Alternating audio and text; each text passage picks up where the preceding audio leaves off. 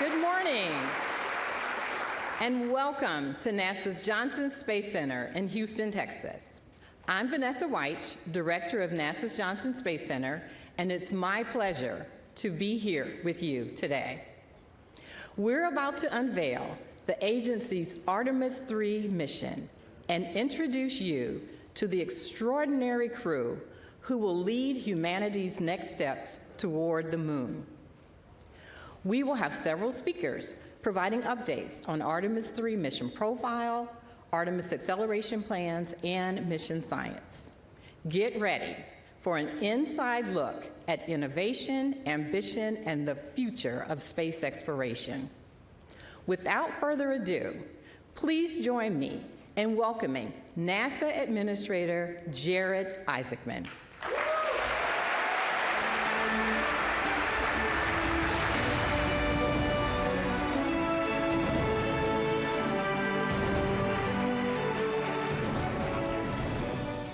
Thank you, Vanessa. I am so grateful to be here with all of you as we discuss the Artemis program and announce the 4 astronauts who will undertake this very exciting mission.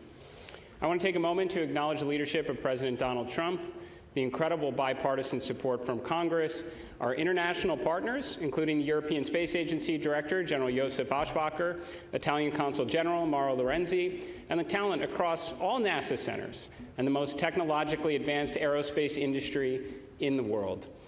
All of you are contributing meaningfully to this undertaking and helping us achieve what is such a daring and inspiring and world-changing endeavor.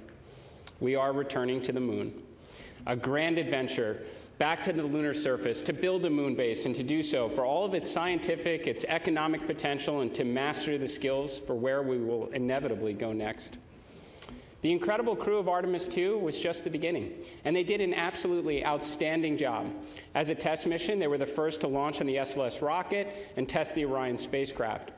Reed Wiseman, Victor Glover, Christina Koch, and Jeremy Hansen showed us the moon again, and they showed us the Earth again. They helped reinvigorate the world's interest in space exploration.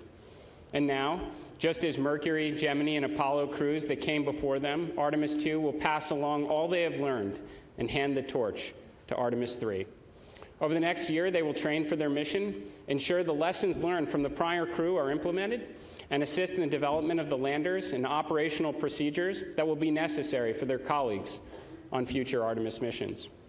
Artemis III will be an extraordinary demonstration of what is possible when the greatest aerospace companies across the United States, alongside our European partners, come together to showcase the technological might and ambition of the free world.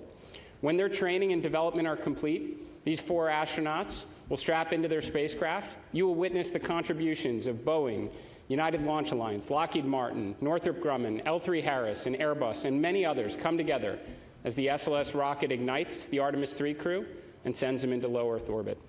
Additional powerful rockets will launch to place the Blue Origin and SpaceX Starship landers into orbit.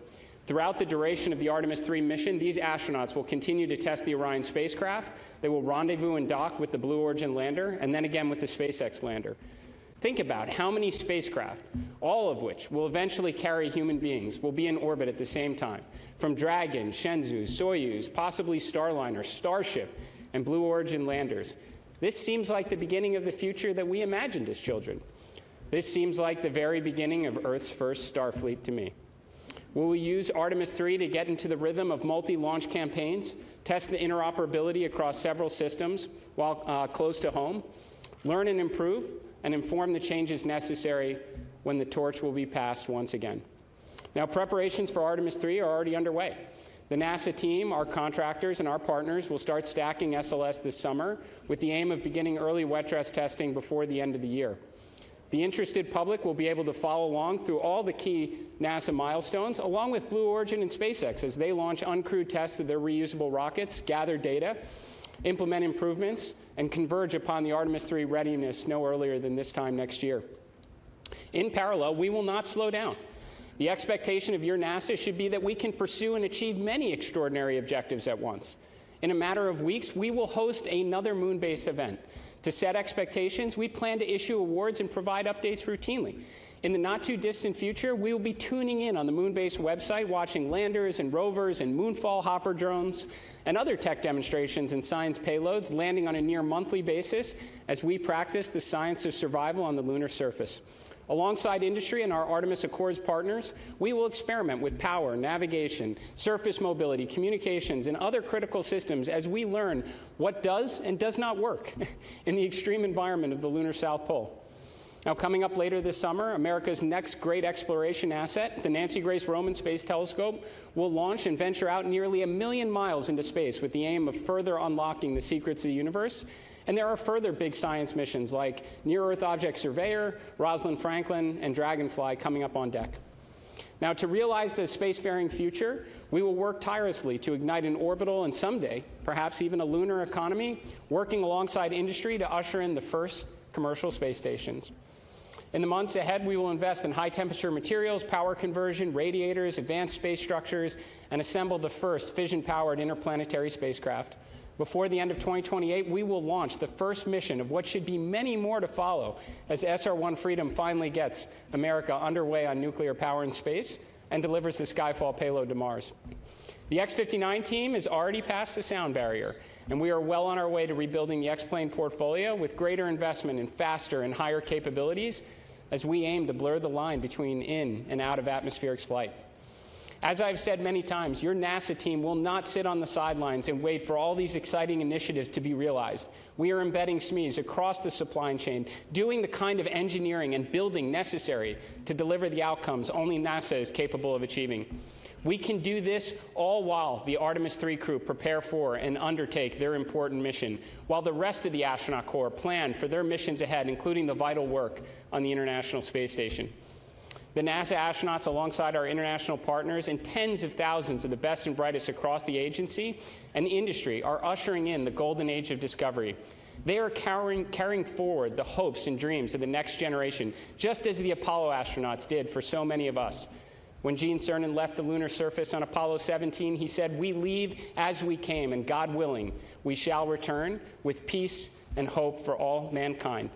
Now, it's taken a little bit longer than he may have imagined, but we are returning, and we do so with the experience of Apollo, the lessons of Artemis II, the crew now of Artemis III, and the promise of what lies ahead, and our collective effort to build out humanity's first outpost on another world. So to the Artemis III crew, we wish you Godspeed on the journey ahead. You carry the fire of exploration from generations past, the confidence of this agency, and the support of this nation, and the dreams of millions who will be cheering you on, knowing that what others believe to be impossible happens to be what we do best here at NASA. So ladies and gentlemen, welcome to the Artemis generation. And now I'll turn it over to Jeremy Parsons for an Artemis III update.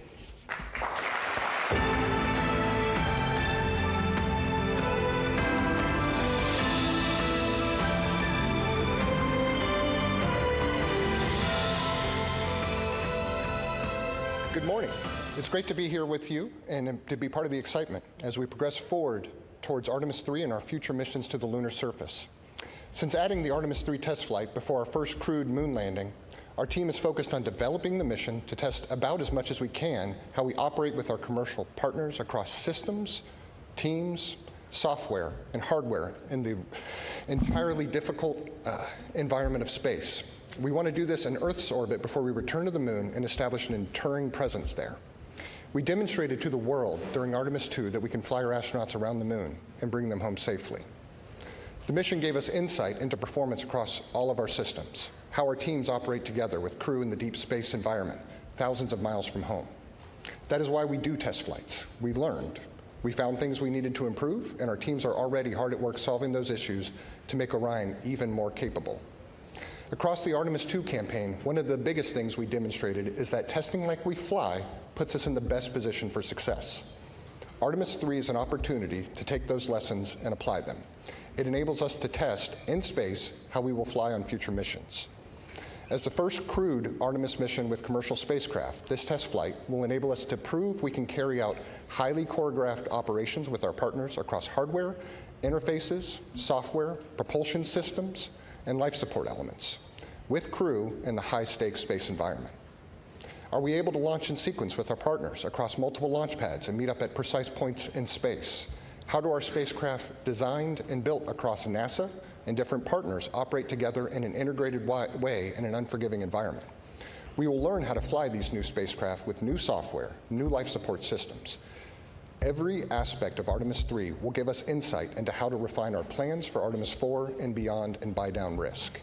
The mission, together with the uncrewed lander demonstrations to the moon, is specifically designed and targeted to the most significant risk for a lunar landing. We have many partners involved in making Artemis III successful, and while we recognize there are questions about how Blue Origin's recent anomaly impacts our plans, setbacks are a learning opportunity. We are confident that New Glenn will be ready for Artemis III, together with Blue Origin, but NASA is stepping in and bringing all of our expertise and capabilities to bear. We are working hand in hand with them to meet our commitments to return our nation to the moon. Let me assure you, NASA is taking an active role with all of our partners, contractors, and vendors to help solve the problems that are here today and ensure the right outcomes are achieved. These companies have unparalleled access not only to our agency experts, but also to our test facilities, launch support, technology development at all of the NASA centers across the country. Fundamentally, our approach to Artemis III will remain the same. We will use this mission to reduce risk for our future crewed moon missions with lander test articles from both Blue Origin and SpaceX to ensure we will beat China back to the moon. So we've talked about accelerating the Artemis cadence, and so I wanted to share with you a little about how the pieces of Artemis III are coming together. Our partners are making great progress in lander development. SpaceX's recent flight of its version 3 Starship demonstrated key aspects of their architecture and lander designs, and they are already applying those lessons to their next flight test. Blue Origin's Mark 1 lander recently completed vacuum testing here at Johnson Space Center. We have a training cabin that's been set up. Astronauts are actively working through that training. The Orion Crew Module and its European-built service module are on track to be integrated together this summer, including the new docking system, which will fly for the first time on Artemis III. Our improved heat shield has been fully inspected and is ready to be installed. We are going to bring updated communication technologies to our missions, including adding optical communication to the spacecraft to improve our data exchange between Orion and the ground.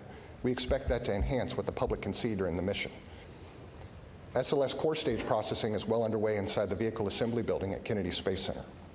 It arrived there in April, and teams have already mated the 2 segments of the core stage and will install the 4 RS-25 engines later this summer. Design and fabrication of a spacer that will replace the upper stage on Artemis III, because we're flying in low Earth orbit, is already in fabrication at NASA's Marshall Space Flight Center in Alabama. And for the ground systems, when we talk about acceleration, one of the best examples I've seen is that just 17 days after the launch of Artemis II, the mobile launcher was back in the Vehicle Assembly Building, well underway with refurbishment and preparations for stacking. Our teams are getting ready too. The launch team at Kennedy Space Center began conducting launch countdown simulations in May, which include practicing procedures to load propellant into SLS, as well as for launch countdown.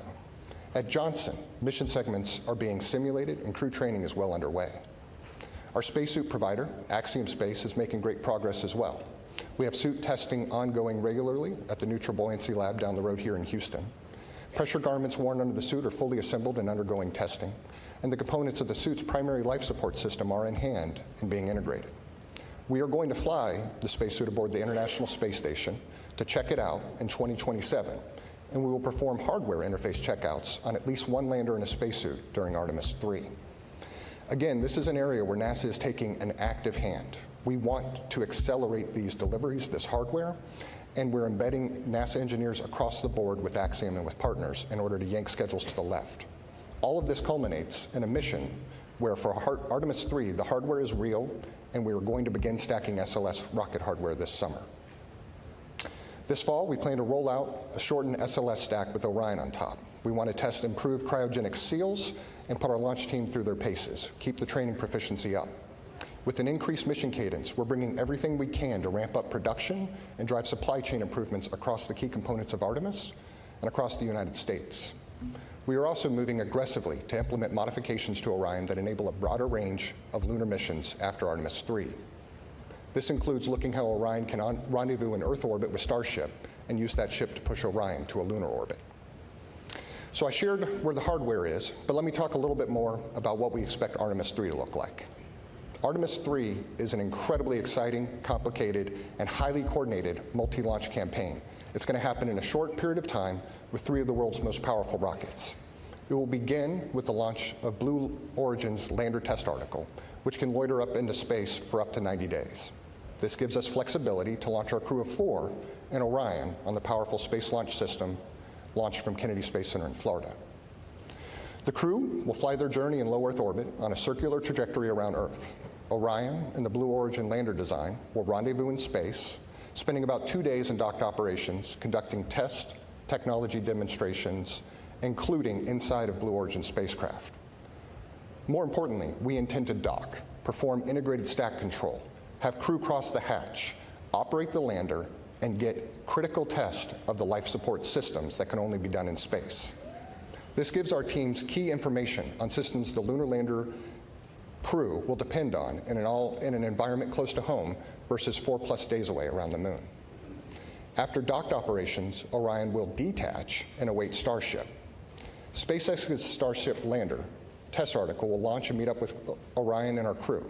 Orion and Starship will dock, be connected together for about a day before the crew transitions to preparations for returning home, splashing down in the Pacific Ocean to a waiting recovery team made up of the US Navy and NASA. In total, we expect the mission to last around 2 weeks.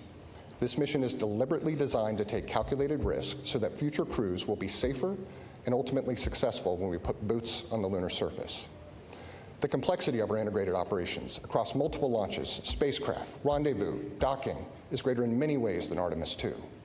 NASA, together with our partners, thrives in these challenging situations. Each of us are coming together for success. Human spaceflight is not for those who want to chart an easy course, but every decision we make about Artemis III will be informed about how it can help us ensure our mission success for the lunar surface. Artemis II reminded the world what we can do when we move together with clarity, discipline, and shared purpose. What the world saw was a successful mission. What we saw behind the scenes was years of coordination, planning, testing, problem solving, and collaboration with industry partners and government organizations. We are going to apply that same focus for Artemis III, and our teams are ready. To our crew, thank you for taking on this responsibility to train and fly for Artemis III. You have our commitment that we will do everything possible to keep you safe as you enable us to push the boundaries of space exploration. I'll now turn things over to John Caloris of Blue Origin.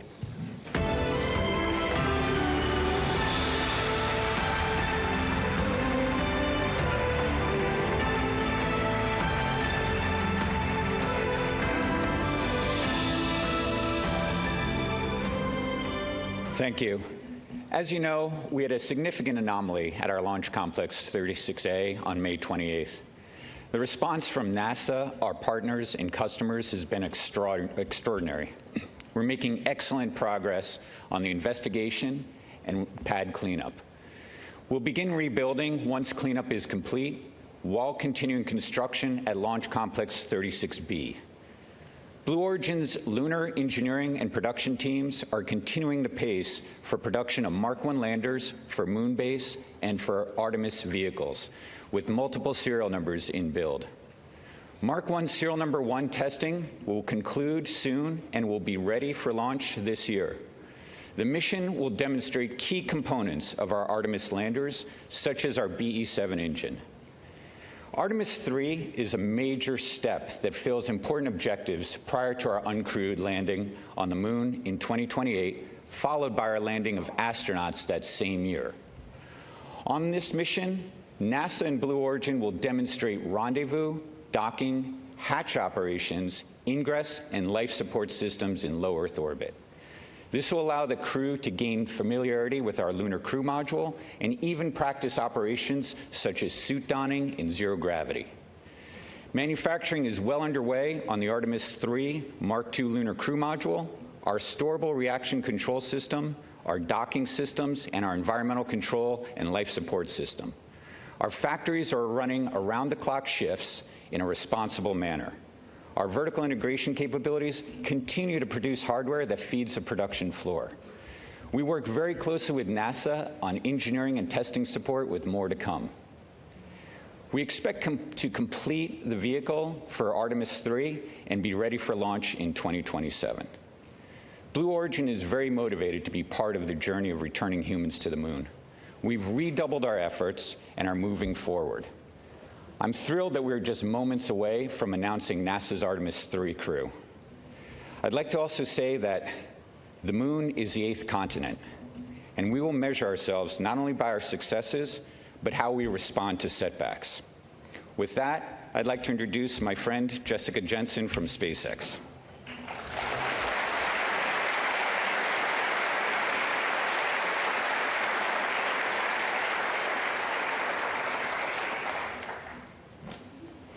Good morning, everyone.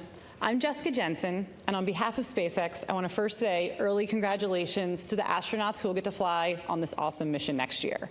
And thank you for the critical role you're about to play in pushing humanity forward.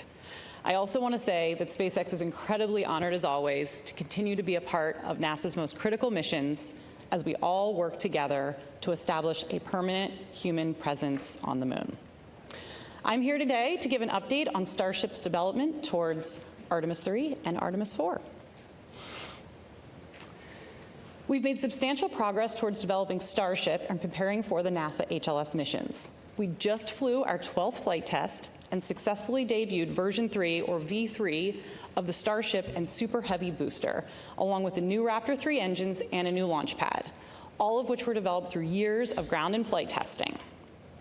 We are currently building several ships and boosters in parallel at Starbase, and we are actively building out 3 more Starship launch pads in Florida and Texas. We believe this, combined with full reusability, is going to lead to unprecedented launch rates and achieving aircraft-like operations, which has always been our goal. The V3 design of Starship is planned to be the vehicle for propellant transfer, our uncrewed missions to the moon, and for the HLS crewed lunar landing. Our HLS design and operations leverage years of proven experience from our NASA crew and cargo missions to the space station, from our high flight rate on Falcon 9, which is currently once every 2.5 days, and from reusability of Falcon fairings and boosters. Additionally, the docking hardware we're using for HLS is nearly identical to what we use currently on Dragon, and many of the rendezvous and proximity sensors that we're going to use for prop transfer and HLS have been flying on Dragon missions for many years. We're also actively building our first flight fidelity Starship HLS cabin at Starbase. The primary structure is assembled and prepared to be outfitted with key functional systems like avionics, power, life support systems, and more to come in the next few months. Later this year, we are targeting our in-space ship-to-ship propellant transfer demonstration. This is a core technology that will enable Starship to land humans and massive amounts of cargo on the moon. Then next year, we'll support Artemis III and the planned rendezvous and docking with Orion in low Earth orbit. For that mission, we're going to be using a V3 vehicle off the line with an added docking adapter. We are also marching towards our V3 Starship uncrewed lunar landing. This is another HLS milestone that will further demonstrate propellant aggregation in space and also a safe and autonomous landing on the surface of the moon. Then looking ahead to Artemis IV, we're continuing to develop all the crewed systems and certification necessary for the safe landing and return of astronauts to Orion. We have an updated plan with NASA that includes docking Starship with Orion in Earth orbit instead of NRHO, and then we use Starship to actually do the translunar injection with Orion attached. Then it will send them both to low lunar orbit before the landing.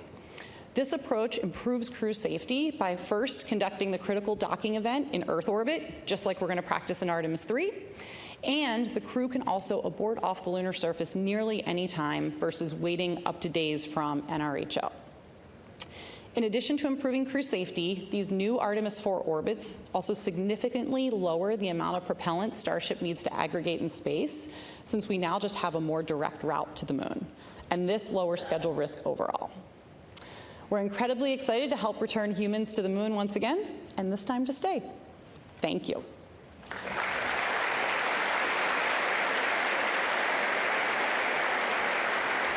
And now, I will turn it over to Dr. Nikki Fox, head of NASA Science, and she is going to talk about Artemis III science.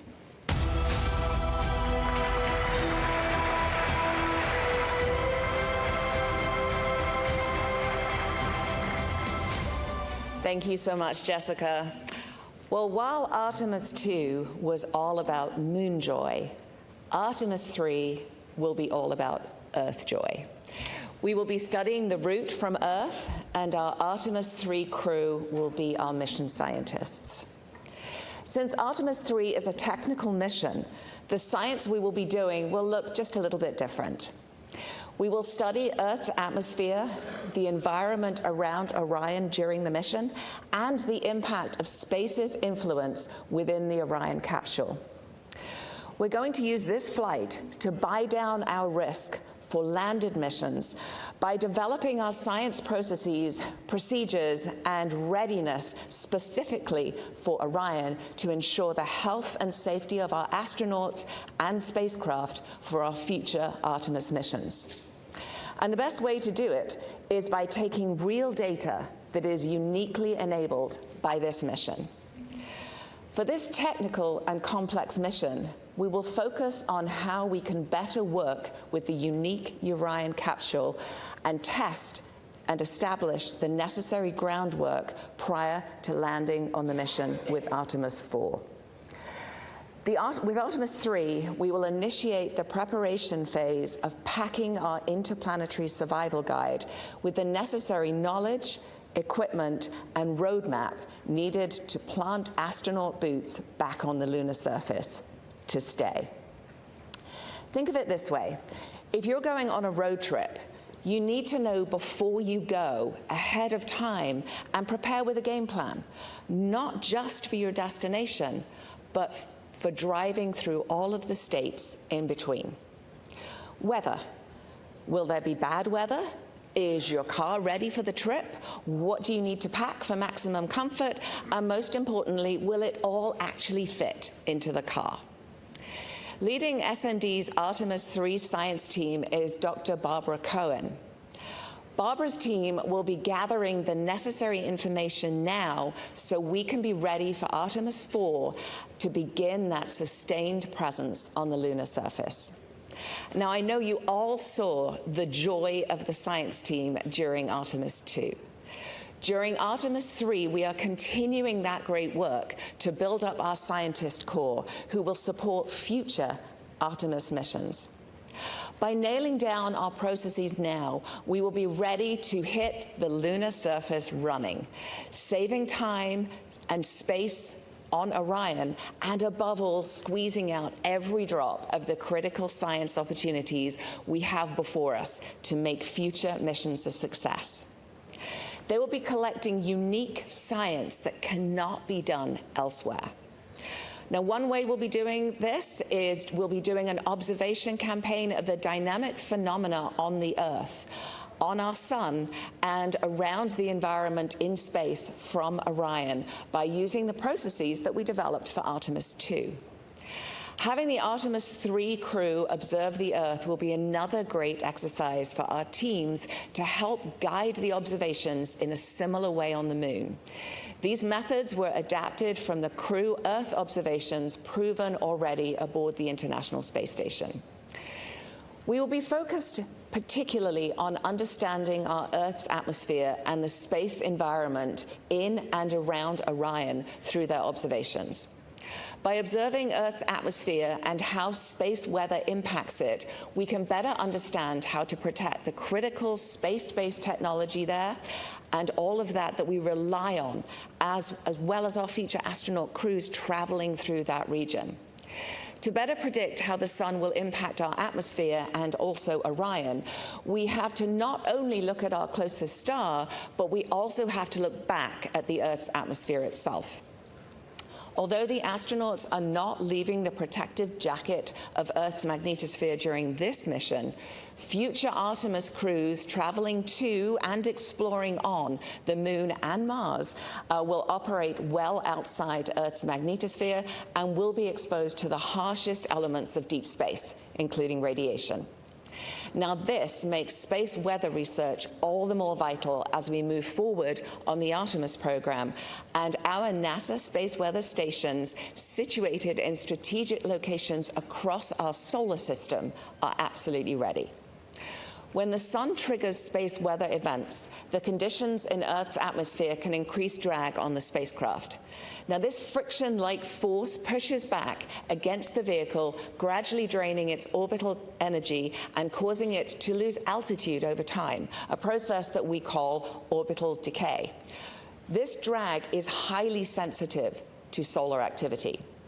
So by analyzing atmospheric behavior, we can gain insight into different conditions by looking at how the atmosphere slows Orion down at different points in its flight. Understanding the environment outside Orion will also inform us of what future science instruments we could put on the outside of that vehicle. We're also using our ground-based assets across the world to look at Orion in low Earth orbit. And this is an opportunity that was not possible during the Artemis II mission due to the very quick time they spent in LEO. We are also characterizing the Orion capsule itself.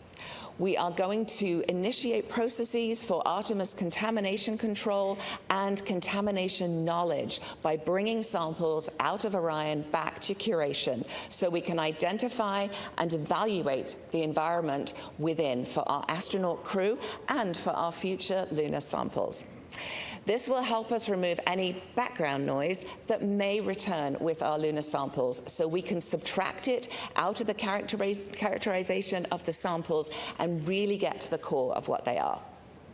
We will be doing all of this while also studying how our crew safely live and operate in space and within the Orion capsule, thereby ensuring future mission success. Now, we're still at the beginning with our planning for science, so stay tuned as there will be more exciting science yet to ride along with Artemis III. I am extremely excited for NASA to build upon the success of Artemis II and then Artemis III and to explore more of the moon, to build that sustained presence and to build our moon base to prepare for the next giant leap, human exploration of Mars. All while we lead the world doing paradigm-shifting science. At NASA, science enables exploration, and exploration enables science. And NASA Science is honored to take our part in the Artemis generation. And with that, I am delighted to hand it back to Administrator Isaacman.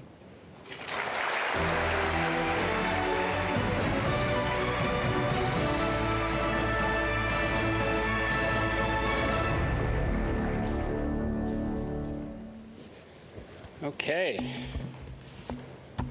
So you want to find out who the astronauts are? All right.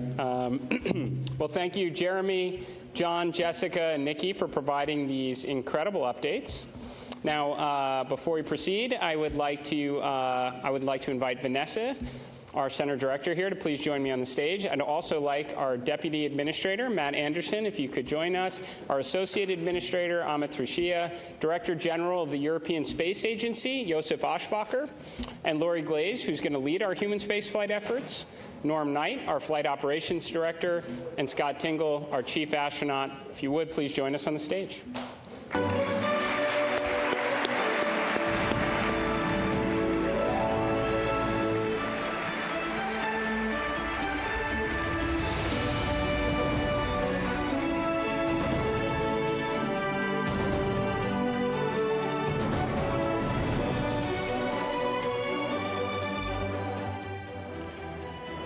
Now, alongside the prime crew, we have a backup crew member who will train shoulder to shoulder with them to ensure mission readiness and continuity.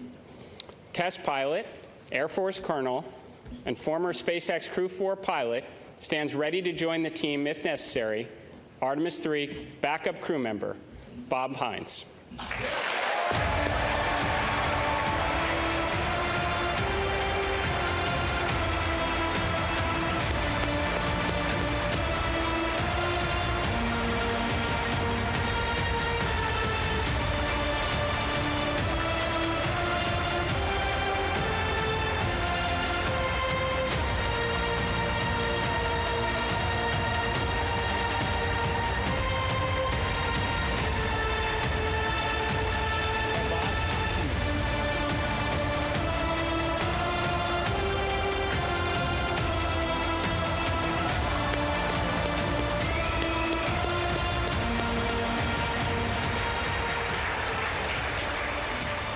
Now, Bob has logged 170 days in space across 2 ISS expeditions and can step into any role needed on this mission. Now, moving on to our mission specialist for Artemis III, test engineer and Coast Guard Reserve Commander, making his first space flight, mission specialist Andre Douglas.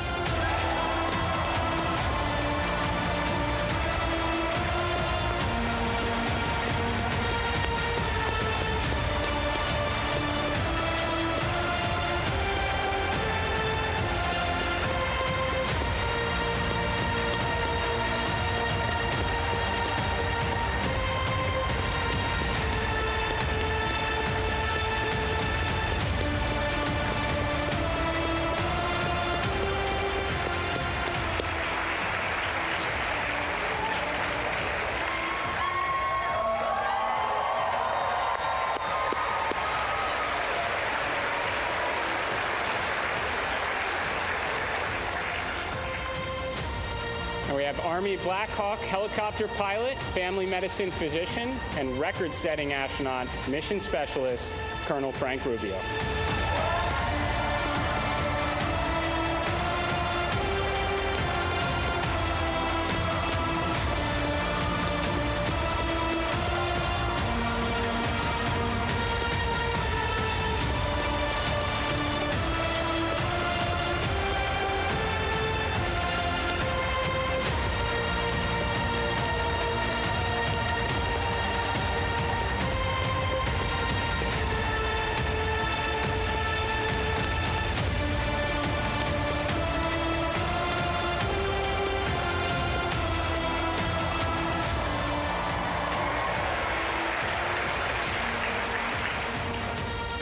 Now on to our pilot, 2-time flyer, ESA astronaut, the first Italian space station commander, and Italian Air Force colonel and test pilot, Luca Parmitano.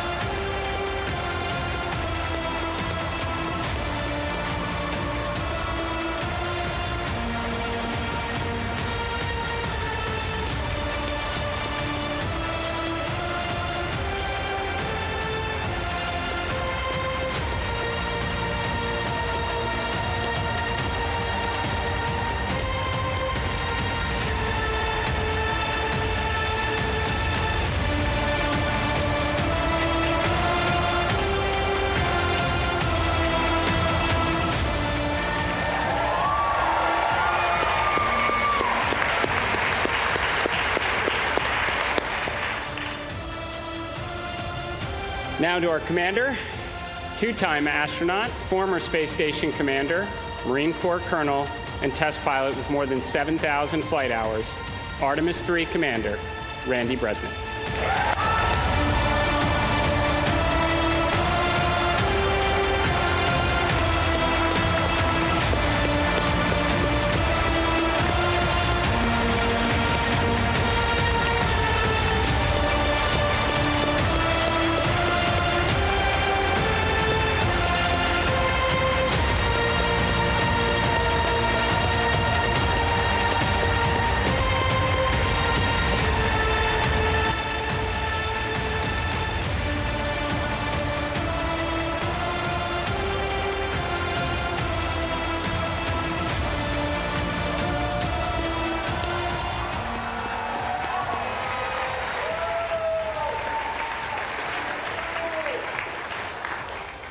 All right, let's give it one more round of applause for your Artemis III prime crew.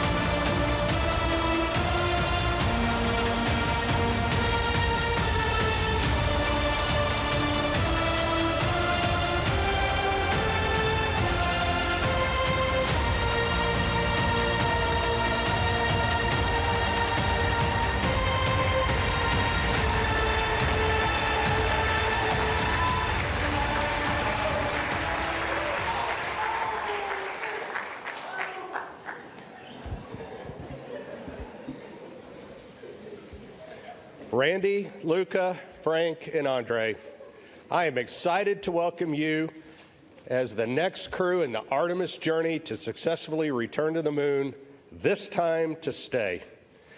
This mission will be one of the most complex that NASA has undertaken, and we are counting on your courage and your dedication in fulfilling this critical role. It also underscores the importance of both international and commercial collaboration. This crew is comprised of astronauts from NASA and ESA, and they will train together to develop their expertise in multiple spacecraft from our commercial partners. All of this while working hand in hand with the flight control team that works tirelessly to manage risk, ensure crew safety, and of course, mission success. This multifaceted integration demonstrates that we will go farther faster when we go together. As the Director of Flight Operations, I have the opportunity to get to know every astronaut as well as many of the team members that support our missions and other critical integral roles. These integrated teams are the backbone of the mission, working as a single entity to accomplish the mission objectives while aligning to crew and vehicle safety. I would also like to thank the families of our astronauts and those of our team members who provide the support that allow us to accomplish these ambitious goals for our country and humanity. To simply say, I am encouraged, I'm inspired, and I'm filled with hope when I think of this mission and the teams associated with it. To the Artemis III crew, each of you possess a unique background, and your vast experience and unwavering dedication to NASA's mission enables you to help make us and take this next great step in space exploration.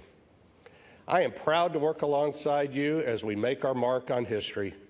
This mission begins now, and it will conclude with your safe return to Houston, where you will be reunited with your families.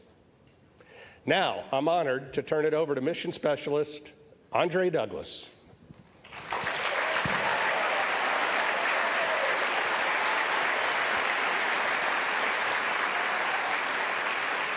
Wow, what an amazing day it is today. My brain, it is going a mile a minute right now, but my heart, it is so warm.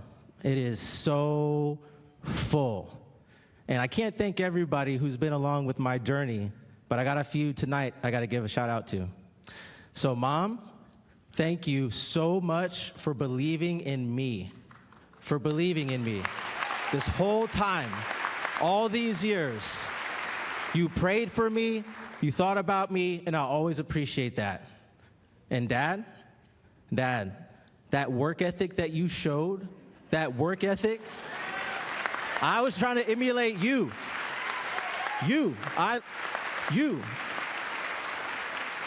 Thank you so much. Oh, by the way, happy early Father's Day.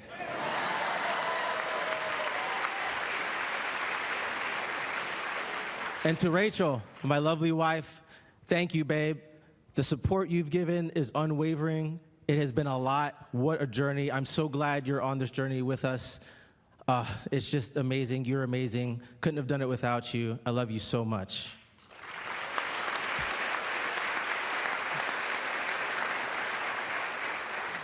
And to my boys, if you put in the hard work, and you think big, you can do just about anything you want to do. Surround yourself with good people. You can do this. You can do whatever you want. You just got to try hard. All right? So, I don't have enough time to go through everybody out there, but we really appreciate you guys supporting us. This mission is going to be fantastic. What an excellent crew. Very proud to serve with these gentlemen. Very fine crew. And go Artemis, go NASA.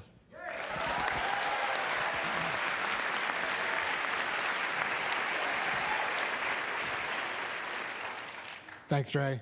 Well said. And wow is the right word. What an incredible blessing and an honor it is to be standing here representing all of you. And I'd just like to take a quick second to say thank you, first and foremost, to my wife and our 4 amazing kids. Thank you for your sense of adventure and your resiliency. You guys have made all of this possible. To our...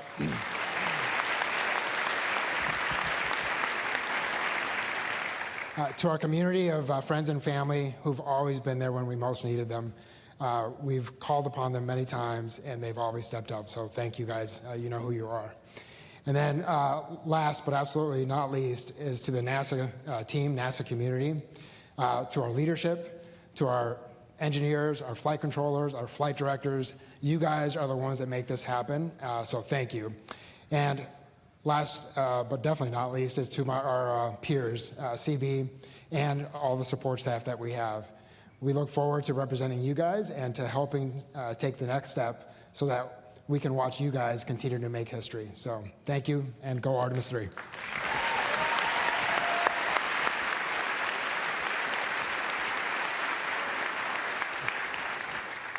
I apologize in advance if I get emotional. I'm honored by the role that I've been given. I'm also very humbled by the task in front of us. But first and foremost, I'm grateful. There are many parts that need to come together for a space launch. And you need a launch pad. And for me, that launch pad is my country, Italy, its education system, the Italian Air Force that gave me the professional tools to bring me here today, the Italian Space Agency that gave me the first flight to put those skills to proof, and for that I'm very grateful. The European Space Agency is like a launch tower, connecting these two worlds, building bridges, its very nature is to build relationships and building bridges, connections, and to elevate individuals to achieve their full potential. The rocket, figuratively and literally, is NASA. I'm grateful that NASA has allowed me to be part of this incredible group of people, of this crew, and for letting me fly. But we wouldn't be going anywhere without fuel, and the fuel that lets everything move is right here. Maya, Sarah, Marta, my extended family here in the crowd. You are the energy that feeds my soul. And your love is the spark that ignites every passion. Thank you. Grazie.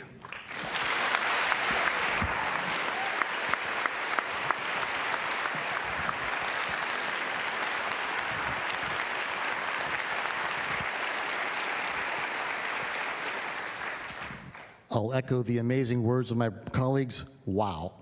It is an honor and a blessing to be a part of such a stellar crew. I must also say thanks to our spouses and our families. Without their support and sacrifice, we would not be standing up here before you right now. To my wife, Rebecca, you're the love of my life, my rock, thank you. And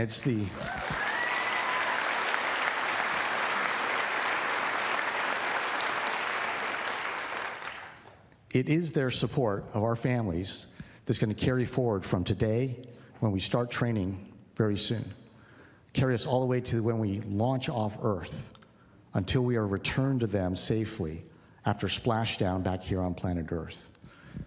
Would also like to thank the Astronaut Office leadership, Flight Operations Directorate, and the NASA Johnson Space Center leadership for the opportunity to represent the astronaut corps and every single person in NASA, ESA, our industry partners, our international partners, whose blood, sweat, and tears, okay, hopefully not blood, and very few tears, but their collective effort will lift all of us up on that SLS rocket when we hit launch day and carry us through the mission.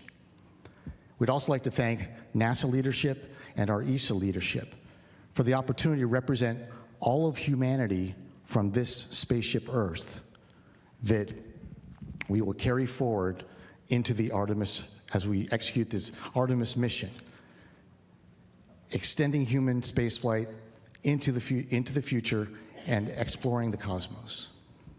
Now, spaceflight is hard, and that's why the most important Artemis mission will always be the next Artemis mission, where we are doing flight tests on every single flight, incrementally determining the flight envelope, expanding it, proving out capabilities, and making the operational procedures that we have more and more precise, because every single mission we will do after this will be more challenging and more complex. We are certainly humbled as a crew to be able to be your crew that executes this Artemis III mission in space, being that unifying link between the phenomenal Artemis II mission we just had 2 months ago and the Artemis IV mission that will follow ours, where we will again be the first to land humans on another celestial body, that celestial body being our neighbor in the sky at night, the moon. Thank you.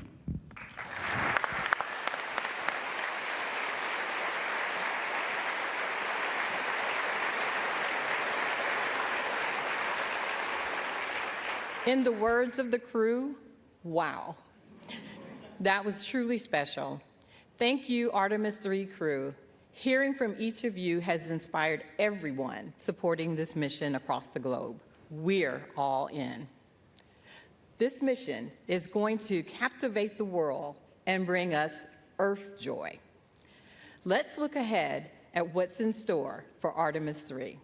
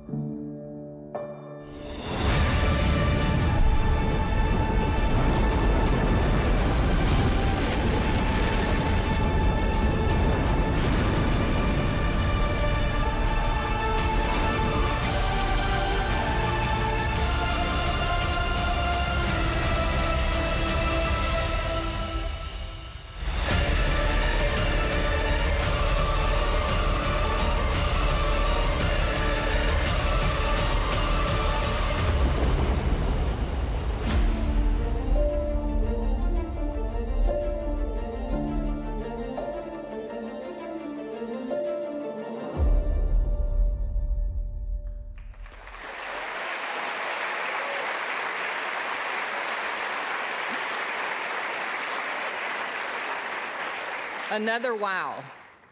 Artemis brings us together, uniting partners from around the world in pursuit of a common goal. With that spirit of global collaboration, I would now like to invite ESA Director General Josef Aschbacher back on stage for a few remarks.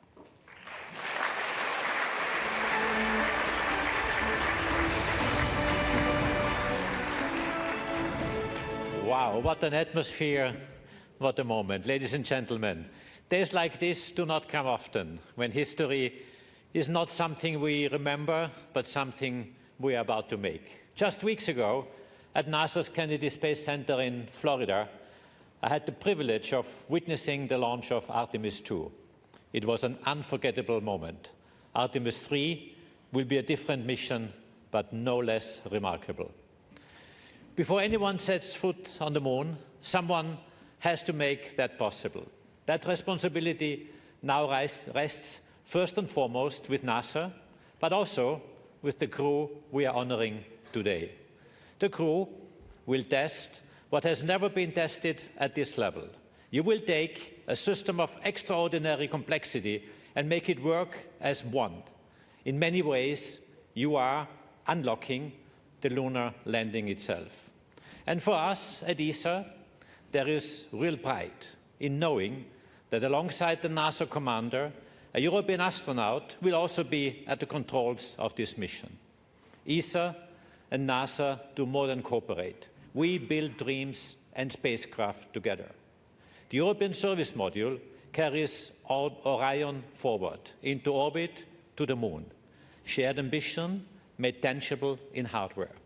And on Artemis III, our partnership is in the capsule as well. It's Luca, a test pilot by training, With 2 missions to space, a commander of the International Space Station, he has seen spaceflight from every angle that matters. Colonel in the Italian Air Force, combat ready, qualified, highly decorated, a proud father of 2 daughters. And he has been tested. During a spacewalk early in his career, his helmet began to fill with water, a dangerous situation by any standard. He handled it with calm and clarity and brought himself back safely. That tells you more about an astronaut than any CV ever could. Luca is precise, composed, and determined. Yes, I'm sure he brings a touch of Italian ease to the cockpit. He is exactly the right person for this role, and he is ready. At ESA, we are ready as well. Our 23 member states are aligning to step up in exploration, because when you choose to be part of something as ambitious as Artemis, you contribute. That is what we do, what we will continue to do. But today is not about programs. It is about people, those who once went to the moon and those now preparing to return.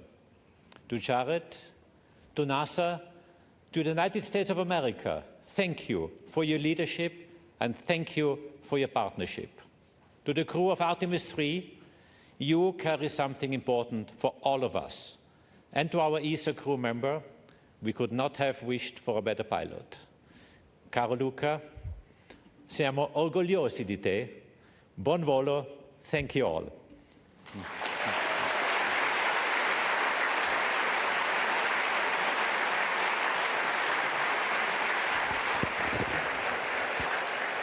Thank you, ESA Director General Aschbacher.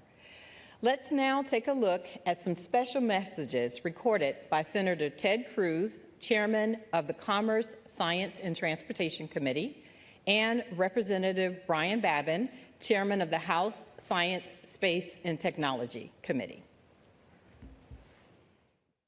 Congratulations on being chosen for the Artemis III mission. It's a big damn deal. Following the extraordinary success of Artemis II, America has entered a bold new era of space exploration and discovery. Under the leadership of Administrator Jared Isaacman, NASA is paving the way for humanity's return to the moon and beyond. As the chairman of the Senate Commerce Committee, I've been proud to author or co-author nearly every major piece of space legislation in the last 14 years. I've led the fight to advance the NASA Authorization Act and secured landmark investments in the Working Families Tax Cut Act to ensure the future of Artemis is bright, robust, and enduring. Now this crew, each of you, will turn those investments into reality. At a time of growing competition with China in space, this mission will strengthen America's leadership, expand our economy, and help secure a lasting American lunar presence. When America commits to a mission, we lead and we succeed. You will make our nation proud. Thank you for your commitment to this great nation's space program, and may God continue to bless the United States of America. Hi, everybody. Congressman Brian Babin. Congratulations to the Artemis III crew. Following the successful mission of Artemis II, your selection marks another historic milestone in America's return to deep space. Each Artemis mission builds upon the last one, and the mission ahead is a critical next step as we prepare to return humans to the lunar surface and lay the foundation for a sustained presence on the moon alongside our international partners. You're carrying forward a very proud tradition of exploration that stretches from Mercury on to Apollo and now to Artemis. Through your dedication, courage, and service, you will help open a new chapter in humanity's journey beyond Earth. As you begin preparing for this mission, please know that you have the support of the American people. We will be praying for your training, for your families, and for your success in the months ahead. I am deeply honored to play a small part in supporting America's space program. I'm very proud of each of you for answering the call to explore. May your mission inspire future generations to dream boldly, to dare greatly, and to carry the spirit of discovery farther than ever before. God bless you. Thank you.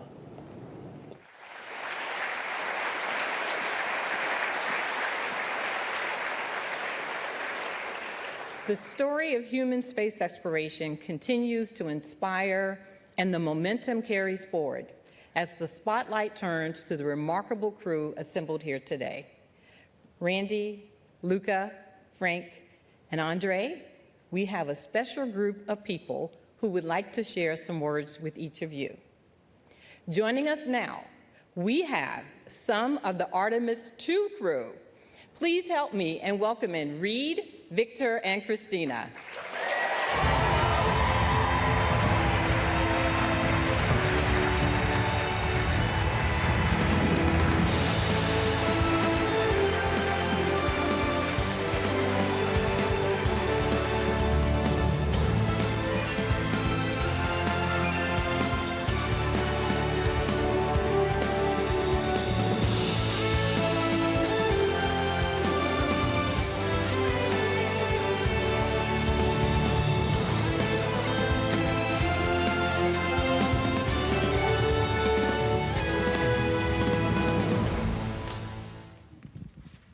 All right, comrade Randy, Luca, Frank, our backup, Andre, Douglas. So good to see your family out there.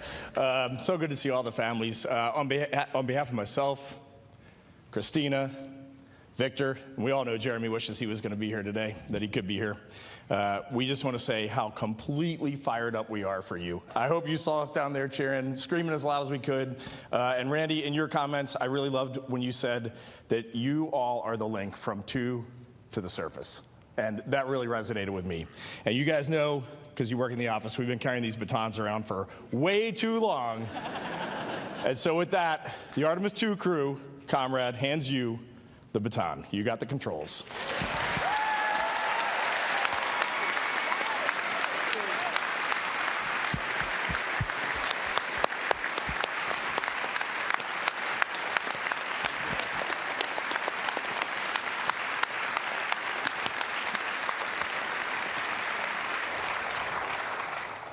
I know all of us are very touched by the thoughtful symbolism of the passing of the baton.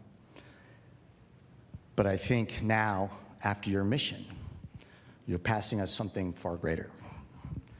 The world watched your mission. And over the course of those 10 days, we saw how you inspired people worldwide. You saw how something was ignited within people.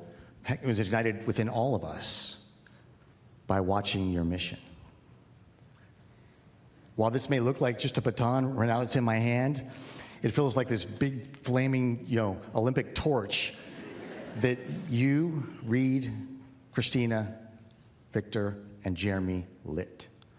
And the world was entranced by its flame for the 10 days of the mission. We, the Artemis III crew, are honored to be able to carry this torch forward, to be able to execute our mission, to make that flame burn brighter and pass it on.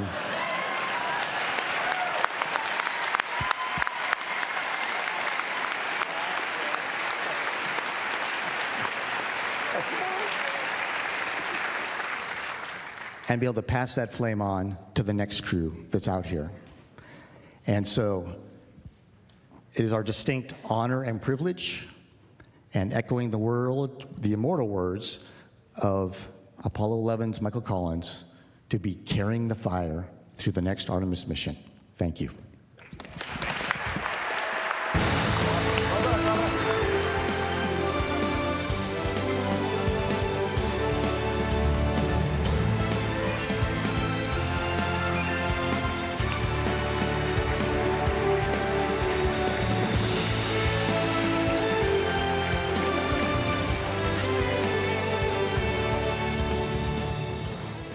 What an incredible moment.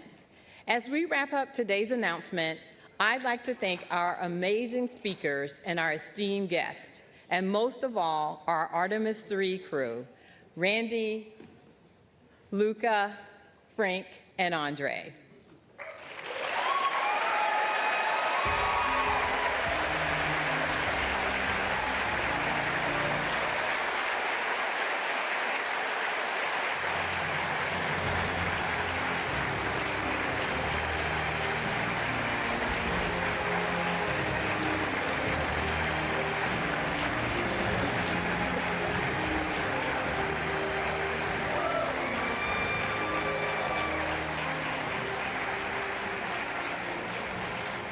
As you prepare to embark on this next giant leap, know we stand united, ready to support you at every turn with mission excellence, pushing the boundaries of what's possible for the benefit of all humanity.